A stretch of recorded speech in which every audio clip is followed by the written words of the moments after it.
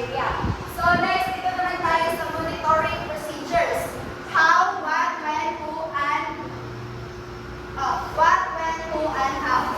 So first is, si chef assistant ay dapat niya i-visual checkin ang ating pagkain kung malinis ba ang surroundings nito, kung malinis ba at malinis rin ba ang mga nilalagyan nito. At kailan niya ito i-check during sa pagtatrabaho. And same yung kahapon muli sa ubos, kailangan dapat i-check ni chef assistant ang ating nilalagyan ng pagkain na malinis ang dapat lalagyan during sa before using it. So next, ito naman tayo sa corrective action. So tanggalin ang posibleng sources ng mga contamination at i-discard natin ang mga food na nahawakan na. And i-sanitize natin ang mga nilalagyan na ginagamit na natin para hindi ito magkakaroon na magkakos ng mga bacteria. So next is growth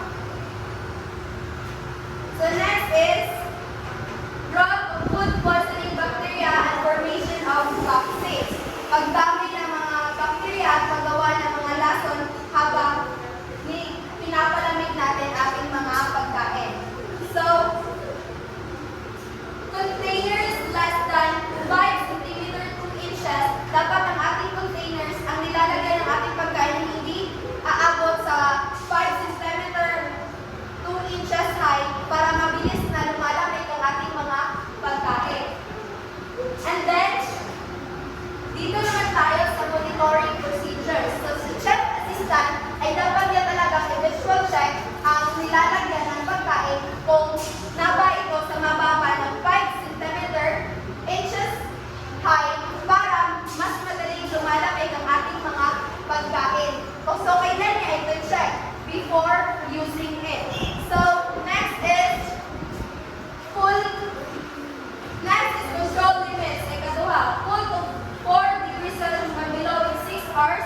Cool from 60 degrees Celsius to 20 degrees Celsius in 2 hours. And then 4 degrees Celsius and below and then next 4 hours. So, dito naman tayo sa monitoring procedures.